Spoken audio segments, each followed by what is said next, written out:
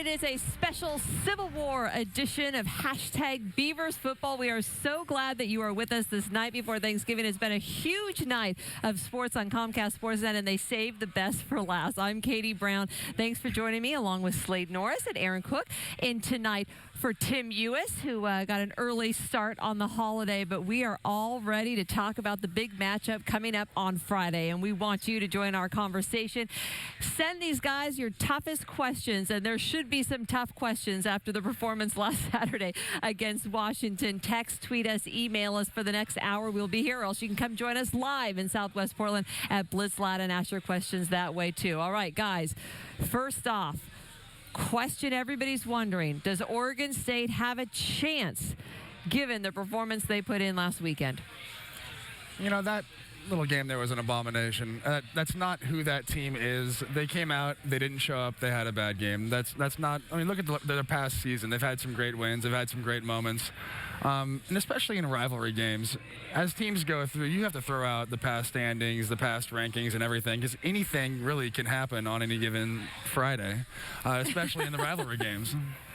Slade, I'll have to agree with you. The team that we saw last week was not Who the was normal that team? Where did that team I'm still come trying from? to figure it out. I am not sure who it really was last week. So I agree with you. You throw all the records out. It comes down to who's going to want it more. And is that going to be Oregon? Is that going to be Oregon State? You're not going to know until Friday night, because both teams are kind of in a little bit of a disarray right now. Well, it isn't a national championship, so Oregon shouldn't want it, right? Yeah, exactly. Absolutely. All right. Well, we're getting into opening drive, and we are going to be, I don't know if welcome is the correct word, but we will allow a duck on our set coming up on the show to talk about his take on the Civil War. We'll also, Steve Priest will join us with his insight later on in the show. And we will be sharing Civil War memories from the two greats sitting next to me from Beaver Nation. They shared some pretty special rivalry games over the years, and so they will tell their memories, which are still pretty vivid all these years later, yeah. I imagine.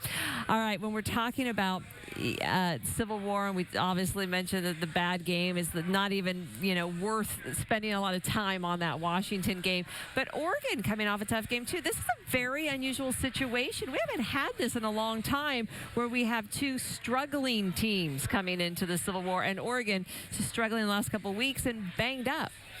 You know, I think the interest in the Civil War is really down this year, because fans have gotten spoiled over this last decade. You mean there's not a BCS game on the line? There's been such success, which has been awesome to see, and now that we don't have a BCS game in the mix, it just really gets back down to the roots of what this game is about. I mean, Oregon versus Oregon State, you're just 45 minutes down the road, and it's just a battle between two teams that just... It's a fight every time. That is a great point. I mean, we have been very spoiled. We had a couple of years where it was Rose Bowl berths on the line, national championship on the line. It's been great, and Oregon's two teams have been two of the most successful teams in now the Pac-12, but previously the Pac-10, going back to the start of the century, at least, if you will. So we have gotten spoiled, but, we like rising expectations. So the question is, can this salvage the season? Does it? Obviously, the Beavers have lost 4 straight. If they were to pull off the big win, would that salvage the season? And, what does it mean for both teams at this point?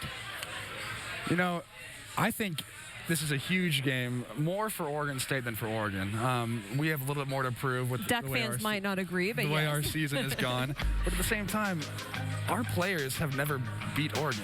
We're going to have seniors graduating to where if they miss out this next opportunity, they will leave the program without ever beating their rival. And that's huge. I know every time when I beat Oregon at Oregon or at home, I mean, it was just a great feeling, and you come home and the whole city of Corvallis is so excited, and to never experience that, I just feel bad for those players. So there's a lot riding on that, and on top of that, a win in this game would give us a definite bowl game. I mean, right now as it sits, we're not guaranteed anything. So I think Oregon State has a lot more riding on this than Oregon does. Yeah, I agree with that totally. It's like there's still a question: if we lose this game, if Oregon State loses this game, are they even going to a bowl game this year? Yeah, to be bowl eligible and then not go to a bowl game. That's not good. Again, I think it's redemption for Oregon State.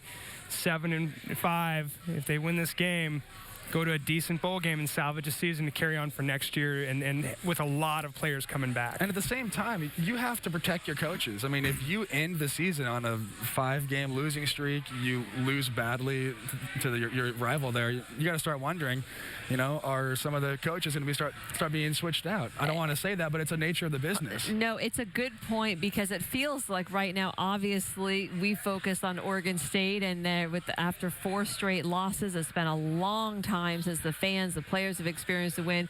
That starts coming into play. And then on Oregon side, same thing. They have a new coach. They just got beat badly at Arizona, out of the BCS hunt there, and he could be on the hot seat in his first season if he were to lose the Civil War at home. So there is a lot at stake, or a lot to lose, if you will, for the loser of this game. There definitely is. I mean, and especially with Oregon being such a family program, they're so close, the coaches, the players.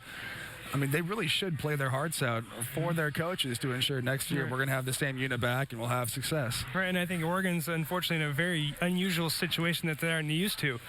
They've lost 2 games already this year, and that's unusual. It's credit to their program. They've done very well, but they're in a differing situation. They're trying to, again, refine that identity. So, again, just like as we said it was important for Oregon State, it's just as much important for Oregon to regain that identity. Well, I had been saying the last couple of weeks, I have to, full disclosure here, I actually went to watch Oregon play a couple weeks ago, wanted to check them out. Not impressed. I think Marcus Mariota is very, very injured. And I told you, I said, they are ripe for the picking after that Utah game. I mean, they are just sitting right there waiting to be beat. Unfortunately, Arizona, took that away from the Beavers coming out and doing it. It was just obviously disappointing that the Beavers didn't show more against Washington to show that they are up for the challenge. But this Oregon team, obviously favored by 3 touchdowns, a huge favorite in this game. But this is not an Oregon team at the top of its game right now. They aren't running on all cylinders right now. Having Mariota being injured or whatever he is, they don't want him to run the ball, and he doesn't want to run the ball. So that really limits what they can do on offense and makes it a lot easier for our defense this next game. And I think what really will help us is if Byron Marshall can't play. We haven't handled power running backs well this year. Our tackling hasn't been up to par with those guys. I think, personally, the Anthony Thomas and Little Tyner there, I think they'll be a lot easier for our defense to handle than a big bruising back. Besides the physical aspect of it, too, I think there's a mental component to this. Oregon in their 2 losses have gotten, I hate to say it, punched in the mouth. They're coming off a big loss where Arizona basically turned the tides on Oregon. They played Oregon's game plan. They got up fast on them. 14-0 right out the gate. Oregon really didn't know how to respond very well. Yeah, they came on a little bit late, but too little too late there. They're in a different situation they've never been used to. They're not used to playing from behind. So one thing for sure, if the Beavers are going to pull off the big upset, they're going to have to get right out of the gate. There's no coming back in this. Our history tells us that it's not a good idea to, say, spot Oregon the first 14 points. That spells trouble. One thing I would like to say, the Beavers have shown they're not afraid to play on the road this year. In fact, you could argue they've played a lot better on the road than they have at home. They have, and Oregon is a little bit different than the places we've played. I remember being there, and it's really hard to hear yourself think after they start getting going. So what you said is, jumping on them big and early, we got to quiet that crowd. We got to give Canfield the ability to talk out there to his receivers and his running backs and make his calls, because if we can't do that, it's going to be a rough day on our offense. Yeah, absolutely. All right. Well, we are just getting started on the Civil War edition of #Beavers Football. When we come back, Tim Ewis will join us by social media. We want you to join us too, so send in your texts and tweets. And Josh Wilcox invades our set, I think with a duck shirt on. Thanks for joining us on #Beavers Football on this Wednesday night special edition, getting ready for the Friday night Civil War.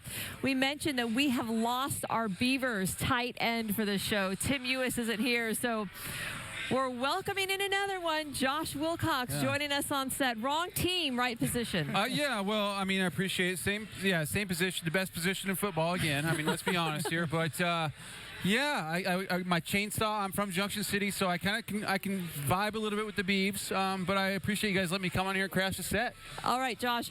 I know that you guys just dissected everything on #Ducks Football, but coming from the Beavers' perspective, when you have 2 teams who arguably, well, not arguably, straight out just played their worst games of the season 6 days before the Civil War, What does that mean for this game? How do we size up what happened last weekend? Well, I think, yeah, you look at both of them, because I was actually at the Oregon State game sitting in the Husky section, something I thought would never happen in my entire lifetime, but two teams limping into the Civil War. And so how do you want to be known for?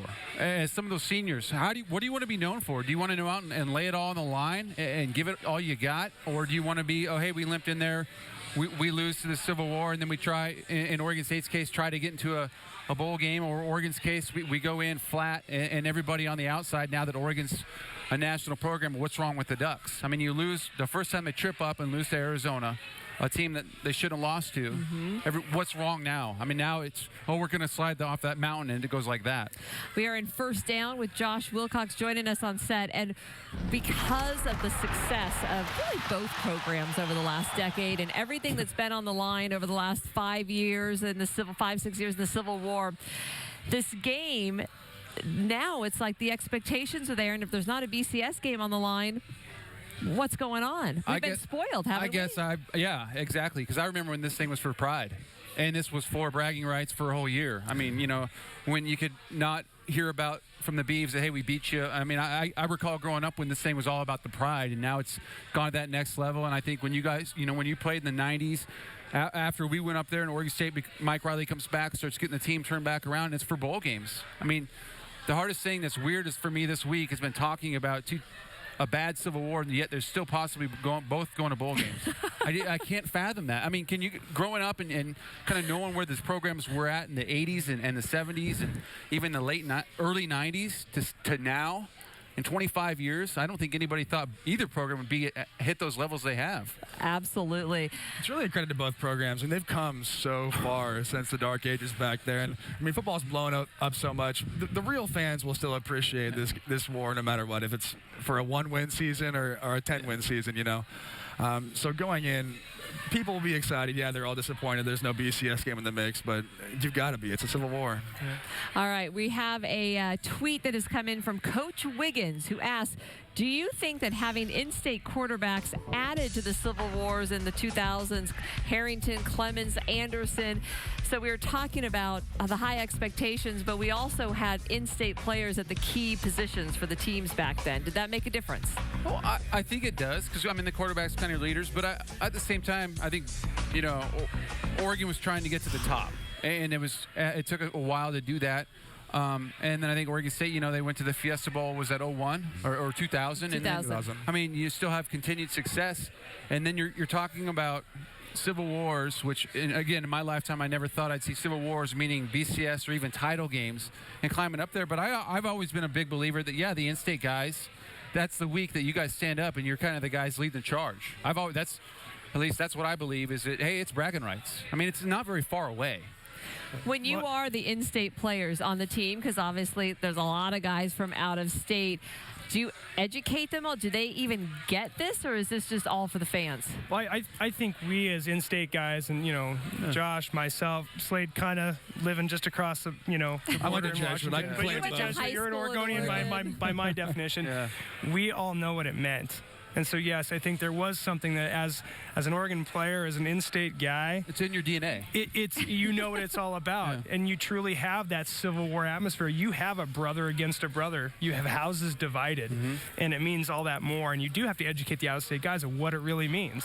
Oh, trust me, my husband went to Oregon State, and we have season football tickets, and our son is a freshman at Oregon. So we are that house divided right now. We know it well. I think it's a lot bigger for Oregon State just because, I mean, let's be honest, it can't be a rivalry unless there's a chance of losing. And I think with the Oregon players, they've had so much success. These guys come in, it's like, you know what, yeah, it's Oregon State. Okay, we're going to go beat them, and then we'll go to some bowl. I would agree probably with that, because I think in the way that Oregon fans back in the 80s and 90s look at Washington, the same kind of thing is that I think that now even Oregon fans, like, okay, it's Oregon State, and it's like, well, hold on, the guys that have been through it before, or families that have been involved with it, and it's we sip the water, drink the Kool-Aid, what the Civil War means, and have bought into it, are like, well, wait a second, it's still the Civil War. Yeah, Josh, I think we can all agree that throw the records out. Yeah. This is a dogfight. It's a dogfight. Yeah. It's going to be a dogfight, and it's for bragging rights. Yeah, It all bring comes back brass to that. knuckles. I mean, come on, let's be honest here. Josh, I've been saying for a couple weeks that, you know, I felt that Oregon has been hiding how injured Marcus Mariota is. They are a different team in the condition he's in, and I felt like they were ripe for the picking if a team really came out hard against them like Arizona did. Given that, and obviously Oregon State had a terrible performance, but would you be surprised if this were a competitive game? Based upon what I saw last week from both teams and knowing what Oregon has and what Oregon State doesn't have, unfortunately, with an offensive line, a lack of a run game, and the exposure they showed at defensive tackle last week to Bishop Sankey, I think that if Oregon puts it all in all cylinders, but that's an if. And again, I go back to that, I'm the old man on the lawn, get off my lawn. I'm that type of old man. It's still the Civil War, so anything can happen. And what happens if Mariota goes down? Well, I mean, you're one play away from your left tackle whiffing on Crichton or Wynn, and they draw back to pass, and he comes in there, and not, on purpose, but you're one play away from Mariota going down and putting in some quarterbacks that don't have a lot of time, or, big plays can happen if you fumble and turn the ball over. If you play like you did against Arizona, there's a definite opportunity for Oregon State to come in there and get one. Oregon State last week, I just think they didn't show up. It's not that they didn't play well or they shot themselves in the foot. They just plain and simple didn't go out and play football. Oregon had success. They had good plays. They got some yardage on offense. It's just any kind of important situation, there was a flag or there was a fumble or something like that. So they still came out of that game. We did some things right. With Oregon State, they did absolutely nothing right in this game. So they have a lot to prove and a lot to change coming out in the Civil War. Both teams are going to come down to who shows up. Yeah. Is it the Oregon State versus Stanford team? And is it the traditional Oregon that we've seen all year that's just dominated people? Or is it the Arizona team? Big question. Yeah. All right. We still have a lot more to cover with Josh, so we're going to keep him on here for the next segment. So Beaver fans, send in your questions for him. Text and tweet, and we have some more coming up after the break that we will get to. And also, we're going to ask Josh if he thinks Coach Helfrich's job would be in jeopardy if the Ducks were to lose on Friday. That's coming up next on #Beavers Football. We are glad that you are with us to round out our sports coverage tonight on Comcast Sportsnet. It is a special Civil War edition of #Beavers Football. And we have Josh Wilcox, who is hanging around as the Duck, joining our Beaver set for being a while. Polite.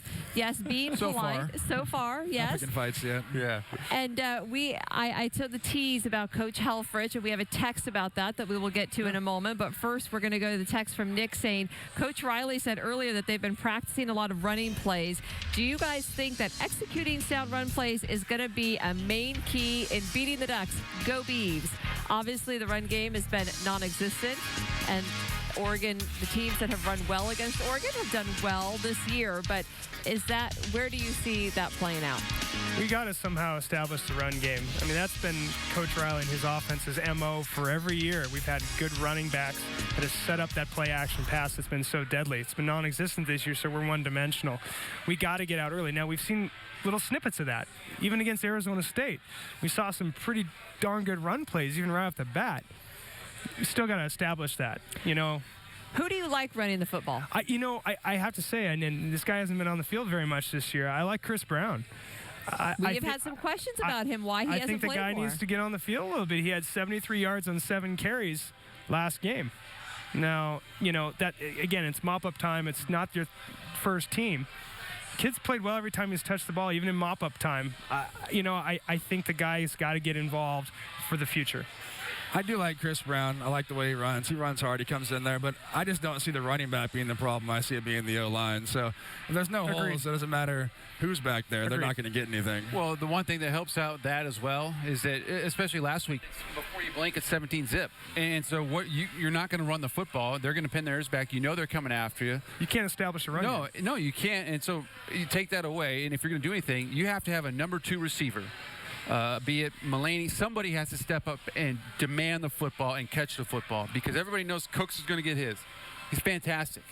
But you stop that number 2 receiver when you're in passing situations, or even the third guy, which could be the back, maybe out of the backfield, some of those. And their best play last week in the first half was a screen play. I mean, you get those. But you can't get behind early, because then that's when everybody can pin their ears back and come after you. And play action is completely non-existent, because it's just you're going through the motion. I think the number 2 for the Oregon. Yeah. Yeah. Bring on those tight ends. That's our number 2 right now. Granted, Connor's been hurt, and we've had some problems with Smith as well. But I think that's definitely the number 2. Yeah, well, I think you're exactly right. But again, it's the complete team. So special teams. If you look at it all last week, special teams, first play, boom, they go drive down, they get a quick score, 3 and out, and then it's right back. Then you don't know what to do offensively. So it takes all facets of the game to make sure you can be successful against anybody. And last week, we've all been part of games where it doesn't work.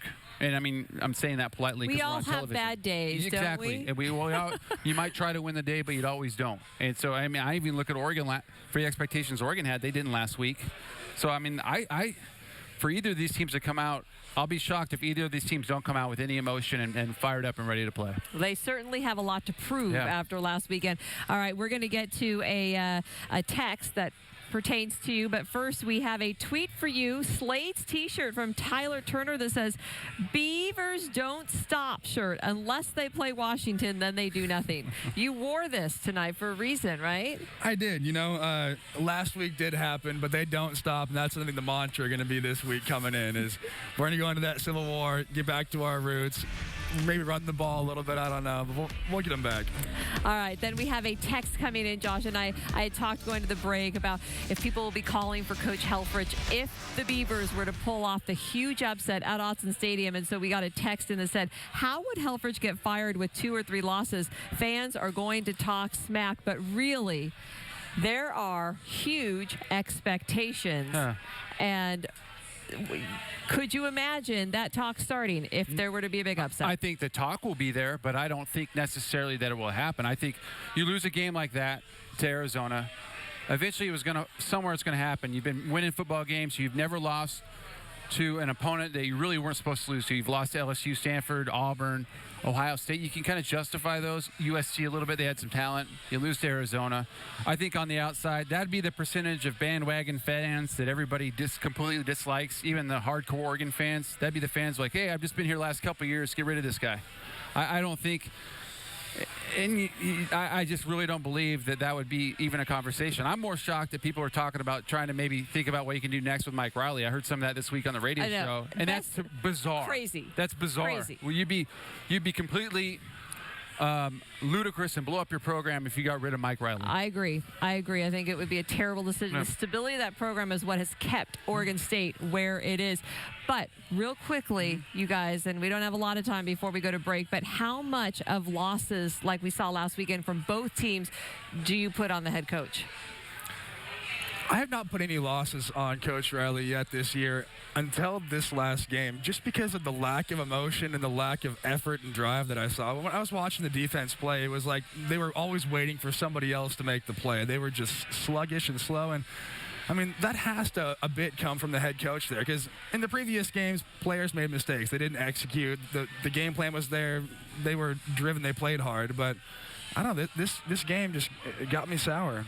What about for the Ducks? Because a lot of people have said Chip Kelly would have never stood for his team turning in a performance like that. Yeah, and eventually, though, Chip would have lost a game like that, and you don't know where it's at. I think you just look at both these guys rebounding, how they come back. Again, it's for both teams to come out. But I think both head coaches, if you're a CEO of a company and you have a bad quarter, you got to stand up there financially in front of shareholders and say, it's on me. And the head coach, that's what you get paid a lot of money to do. In this day and age, if you can't get the kids to play, but you're dealing with 18, 21-year-olds, 22-year-olds, that's like trying to get me to sit still for 4 hours. It's not going to happen. To be consistent that many years in a row, I believe that, at this day and age in college football, it's the head coach and it goes down. So they have to stand up there. But there's a lot of other seniors that need to be in that locker room and leaders that say, hey, it's on us as well. We can't let this fall all on the head coach. All right. Well, Josh, thank you so much for joining us on the set. Yeah. Great to have you. I would say good luck on Friday, but we're not going to do that here on #Beavers Football. But thank you for joining us. And still to come, Steve Priest will be up talking about Brandon Cooks. What's Brandon done to get open with all this double coverage? We're going to take a look at a couple of Washington plays last week. It is a special Civil War edition of #Beavers Football on this Wednesday night before the big rivalry game on Friday, that is. Thank you so much for being with us, and please send in your texts and tweets. We will continue to get to them throughout the show. But right now, we turn to Brandon Koch, who is named one of 3 finalists this week for the Bolitnikoff Award, which will be handed out in a couple of weeks to the top receiver in the nation. He is the subject of the Extra Point this week with Steve Priest.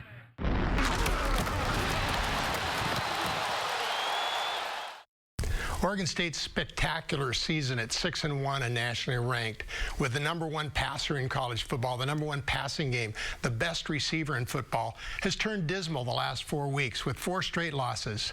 Defenses, good ones, Stanford, USC, Arizona State, Washington, have put pressure on the passer. They've stopped totally the running game. And more important, they've taken Oregon State's #1 receiver, put pressure on him, someone in front of his face all the time. But it's still the one shining light for Oregon State this season, as they've kind of faded towards the end, is #7, Brandon Koch. He's an All-American. This week, he's named a finalist for the Bolitnikoff Award. And if he just averages the 10 catches that he's averaged so far this season, he'll lead the Pac-12, set a record for single-season catches that was made by Marquise Lee, last year's Bolitnikoff Award winner. What's Brandon done to get open with all this double coverage? We're going to take a look at a couple of Washington plays last week. Always look at a guy in front of Brandon. The Beavers have to just get him the ball. He catches it short wherever he's got a hole. Here he is on the outside, a quick slant, same thing. His speed allows him to beat people and gain yardage. He caught 117 yards in 10 catches, and none of them were over 10 yards. That was a touchdown in the 4th quarter, but look at this. This may be the best run and catch in college football this season. 78 yards, and watch this, folks. He's still up, and watch the speed here. He just leaves people with angles. It's remarkable. This guy deserves the Bolitnikoff Award. He is the best receiver in college football. So what happens for the Civil War with Brandon Koch and the Beavers? Both Oregon and Oregon State played their worst football of the year. The Ducks were out-hustled and outplayed by a good Arizona team. And the Beavs, they gave the cardinal sin away. On their home field on senior day, they don't even show up. Oregon can salvage a season. They can get to a good bowl. They could still end up at the Sun, or maybe the Alamo or the Holiday. The Beavers, who were bowl eligible after 7 weeks, may not get to a bowl. That fact, the Beavers have more to lose, might be the only way that the Beavers can win this week. That's my extra point. So Steve Priest does not believe the Beavers will get a bowl bid if they do not win the Civil War this weekend. Here, when they're 6-1, oh, they're bowl eligible, and so excited about the season, and now thinking that it could be a 6-6 season. What are your thoughts? If they don't win this weekend, would they go to a bowl? I still think they will. I just can't imagine them not getting a bowl bid, especially if they make this game competitive. As long as the game's competitive, they come out and they don't do a show like Washington again. I think they'll be okay. But, you know, I want to guarantee you, they've got to get a win in the Civil War. Yeah, I don't know if there's a guarantee on this one. I like to think as a Dudley Beaver fan, yeah, 6-6, they'll still make it out of the Pac-12. You got to win in order to guarantee that thing. Yeah, by the time they do the bowl, they settle out the bowl picture, it will have been like 6 weeks since they won a game if they don't win the Civil War. But of course, I still think that they have a great chance in this game because I think the Ducks are more banged up than folks believe. All right, Brandon Koch, Steve talked about there, highlighting all the great things up for the Bolitnikoff Award. I mean, just an unbelievable season. Will he turn pro? I don't think so. I think just the nature of him. He is such a competitor that this season, the way it's ended so far, has left a sour taste. And I think he's going to come back and just have more to prove. He's done so much. But imagine how much he would shatter the records if he actually came back for another year. Yeah, I agree with you, Slade. I think he will be back, and I think we'll see more of Brandon Cooks and the Manny and the Cooks show quite a bit next year. Still, a little part of me gets a little nervous that if he's rated the #1 receiver coming out in the draft by, the scouts, it's hard to turn down because he's one bad ankle, twist or one ACL tear away from a lot of cash. Like James Rodgers when he got hurt. Exactly. But yeah, and I think that the whole Manny and Cook show, speaking of bowl games earlier, I think it'll help us. It's really marketable. I mean, they're so well known around the nation right now. I think a bowl game would want to have that show in their game. It would be a shame if you had one of the top receivers and possibly going to win the award for being the top receiver and not go to a bowl game. That's for sure. And when they're on, they certainly put on a show. All right, it is time to get to our live guest. It's Carly here at Blitz Lad with us. What's your question, Carly? I was wondering why Sean Mannion was throwing so many interceptions this season. Well, especially in recent weeks, Sean Mannion, great question to bring up. We haven't gone there, but the interceptions have gone way up. Who's to blame? Is he making bad decisions? He's not getting enough protection from his line, or a combination of everything? I have to say your last statement's right on. I think it's a combination of everything. I think it starts with the protection up front. Being a former offensive lineman, I'm going to say it starts always and with the offensive line. You're disappointed in the line this year. I'm very disappointed, and I think unfortunately they're not giving him the time that he had earlier in the season. And granted, they're playing much better fronts than they faced early in the season. But I've been watching the tackles. I'll give a little grace to Sean Harlow, being an 18-year-old true freshman. I've seen streaks of brilliance, and I've seen stuff where I'm scratching my head as to what he did. Michael Phillip on the other side, he's your stalwart, perennial starter. He shouldn't be doing what he's doing technique-wise, unfortunately, and they're not giving Sean the time. And then I think then Sean reverts to the old Sean Mannion we saw at times last year, not knowing what to do and just not being very judicious with his decisions on where he's throwing the football. So I think it's a combination of both, but again, it starts up front. Speaking of the O-line, do you think it's technique? Do you think it's scheme? Do you think it's mental errors? What is the biggest problem you see out there? I think a lot of it comes down to technique. Again, I'm going to harp on the tackles because that, helps you set your depth of your pocket. If you're giving what they call the short corner by turning your shoulders as a defensive end, you love that, Slade. You loved it because it was an easy path, direct line to the quarterback. We're taught as offensive linemen, don't ever give up the short corner. Unfortunately, I'm seeing the tackles doing that way too much. So Sean has no chance to even get the ball off. I think the biggest thing to answer a question, I was watching film. I was down in Corvallis to do the Talking Beavers show. And I was looking at his wide receivers, and literally nobody was open. So if he has nobody to throw it to, and they're throwing the ball every single play, of course, sometime throughout the game, he's going to think, look, I'm doing this all on my own. I'm going to have to start forcing throws. So unless somebody else, a number 2 receiver, gets open for him, he's going to continue to throw those interceptions. He's a competitor, too. He wants to go out there and win. Sean's a player who wants to make plays, and he's trying his best. He really is. I think the heart is there. It's just, again, you got to make good decisions, especially you don't want to cough the ball up. As you were saying earlier, Connor Hamlet, we need a tight end this yeah, absolutely. And to your point, real quick, we had a text come in from Alex about Cooks that says, how will Cooks do against Oregon's secondary? That's a big thing. Will he be open enough for Sean to find him? Well, if Nick Aliotti, which I'm sure he's done his homework, he's very good. He's going to I'm sure he didn't miss the fact that he was a finalist for the award this week. No, I'm sure, and I think everybody's taken note of that. If you look at USC, you look at Stanford, you look at all the teams come mid-season and what they've done, they've rolled that safety over to Manny or to Cooks' side every time. They're saying, yeah, we'll give you 15, 17, maybe 20. You're not going to beat us deep. We're not seeing those deep fades, those deep hitch and goes that we've seen before from those two early in the season. And they're just saying, we'll give you the underneath, but we're not going to give you the deep play. Yeah, I don't see Cook getting the huge plays over the top that he's going to be able to get. Oregon's defensive backs are just too good for that. But he's going to get those short throws, and he's going to break tackles and make plays. So if he does break a big one, it's going to be because he broke about 3 tackles going out. And he has a possibility to do that because he is such an athlete. Yeah, absolutely right. Well, these two have been involved in some of the Civil War greats from the last 15, 16 years. So when we come back, we will go down memory lane, and Tim Ewis will join us from social media. Much more Civil War to come on #Beavers Football.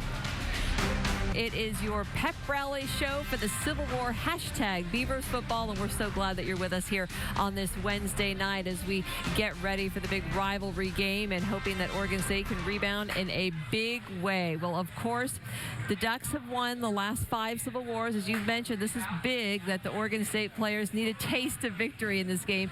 But you two, Aaron and Slade, were part of some of the best games in recent memory. So we had Tim Ewis, who isn't here, but he is with us in spirit as he sent in a tweet and said, I want to hear about blocking for Ken on the greatest touchdown in Civil War history. I'm presuming he's referring to Ken Simonton.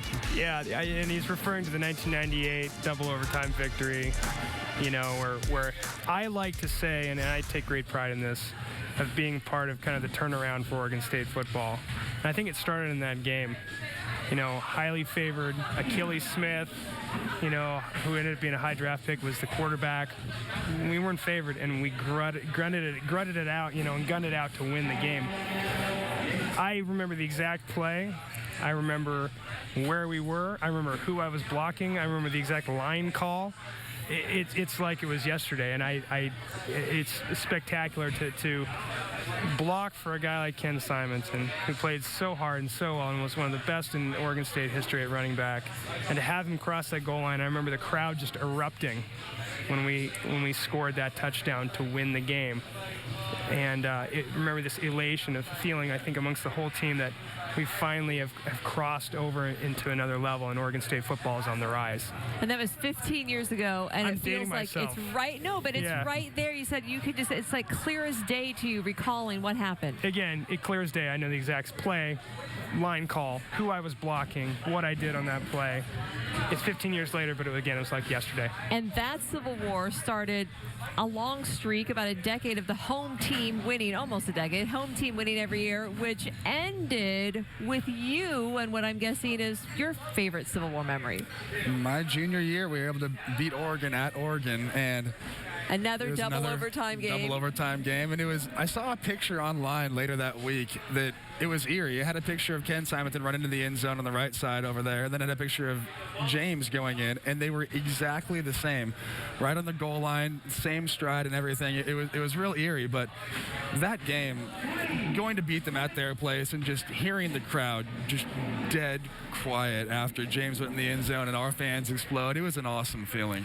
I remember being right there on the field and the team coming over the visitors section. I remember Ryan Gunderson, for some reason, leading the visitors section of the cheers.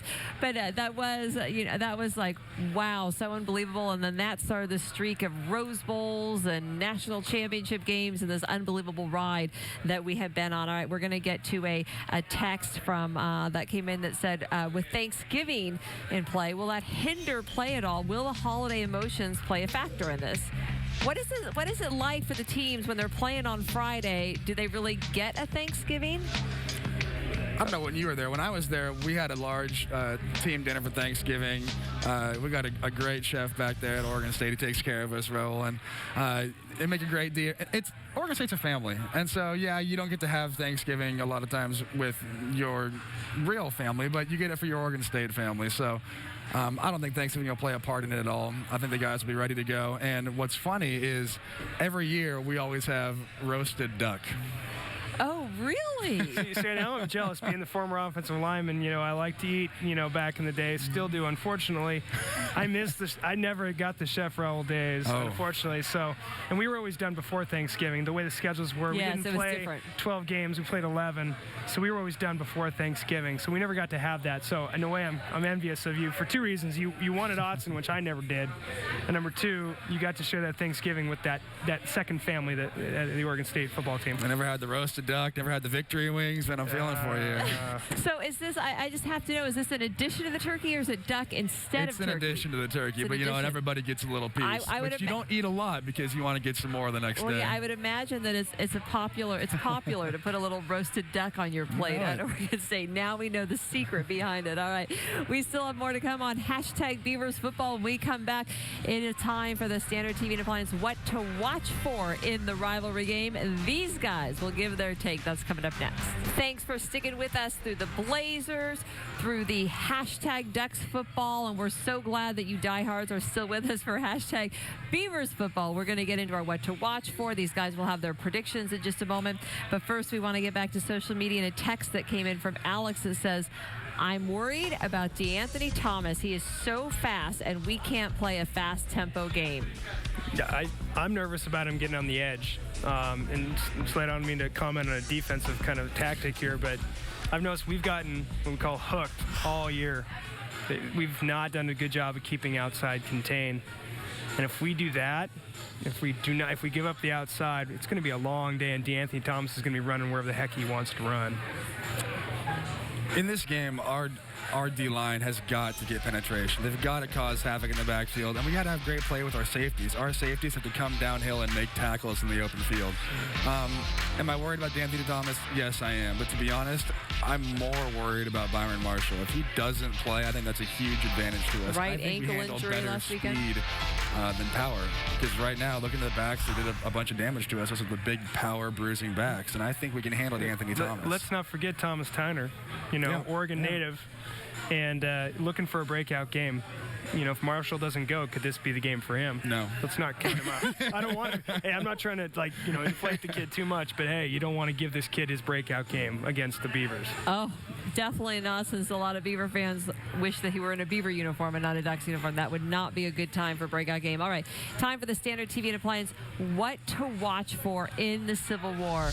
We sort of went over some concerns there with DeAnthony Thomas, but a person, a position, something, what are you going to be looking for on Friday? Having some lineman guys be here with offense and defense. I got to say the line of scrimmage. Oregon gets beat on the line of scrimmage. You look at the teams that they've gotten beat by Arizona, Stanford.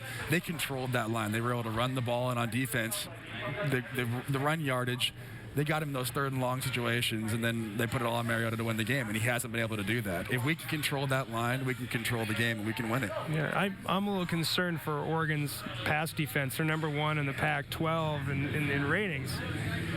So, we're so one-dimensional in a lot of ways. If we don't get a run game established early, and like we talked about earlier, if that line play does not shore themselves up, it could be a long day, unfortunately, for the Beavers against the best pass defense team in the Pac-12. And it's saying something, too, because in most of the games, they've been playing with the lead. So teams have been passing on them a lot. It's not like they're protected in that way. So, it'll be a formidable opponent, and we're going to have to do some stuff on offense to offset them there. All right, before we get to your predictions, we have one last tweet here from Grant, who asks, is there going to be a mascot fight in this Civil War? Who would win, the Duck or the Beaver? Beavers are mean. And they got a big tail that they can hit the Ducks with. I don't know.